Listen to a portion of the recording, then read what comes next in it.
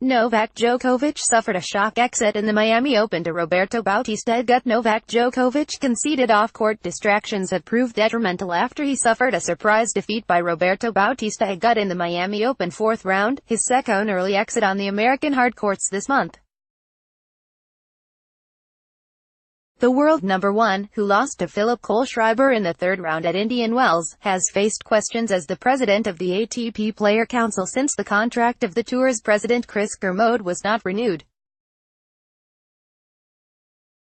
Djokovic dismissed suggestions a rift with Roger Federer and Rafael Nadal over the ongoing fallout from Kermode's ousting prior to the tournament, and his latest setback was a 1-6, 7-5, 6-3 defeat against the Spanish world number 25. The Serb has now failed to make a quarterfinal at either of the Masters 1000 tournaments since 2017 and admitted he would also need to rethink his schedule. Djokovic blamed wasted opportunities after being beaten by Bautista Agut. "It's not the first time I lose early in both tournaments. I have done that the last couple of years.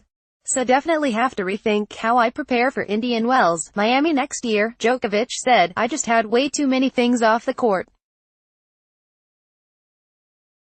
I guess that affected me a little bit on the court." Djokovic won a record 7th Australian Open title and 3rd successive Grand Slam in January, but has since won just 3 matches, blaming wasted opportunities for Tuesday's defeat. The 6-time champion, who also lost to Bautista Agut at the Qatar Open in January, won the first set convincingly, and after a half-an-hour rain delay had a break point to go up 6-5 in the second set and serve for the match. However, Bautista Agut saved 6 out of 7 breakpoints and switched the momentum in his favor to take the match into a deciding set. The Spaniard, who reached the Australian Open quarter-finals, then broke Djokovic to take a 4-2 lead before he converted his first match point to defeat the Serb and booked a meeting with John Isner.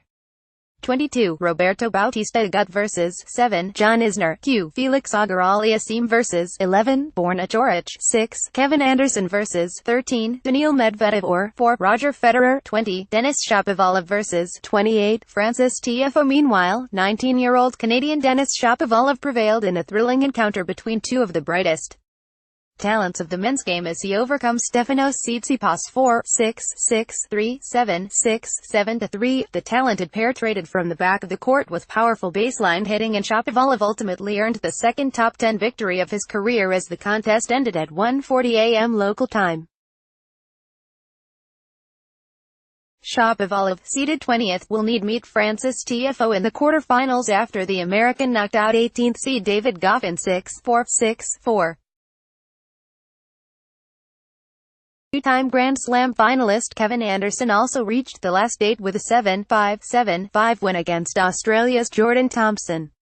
He will next meet the winner between Roger Federer and Daniil Medvedev, whose match was postponed by a day due to the earlier weather disruption. In the women's quarterfinals, Petra Kvitova missed out on the chance to become the world number 1 for the first time next week after she suffered a 7-6, 8-6, 3-6, 6-2 defeat against Ashley Barty. The Czech, who was playing hours after a man was jailed for 8 years for stabbing her at her home in December 2016, needed to reach the final to maintain her chances of overtaking Naomi Osaka at the top of the rankings. Petra Kvitova missed out on her 3rd Grand Slam title following a thrilling 3-set defeat to Naomi Osaka in the Australian Open final. Barty, who lost to Kvitova in the Australian Open semi-finals, sealed her first win in 5 attempts against the 2-time Wimbledon champion. Second seed Simona Halep faces Chang Wang, and Czech Karolina Pliskova meets Marketa Vondrousova in the last 2 quarterfinals on Wednesday. Romanian Halep will replace Osaka, who lost to Su Wei She in the 3rd round, as world number 1 if she reaches the final.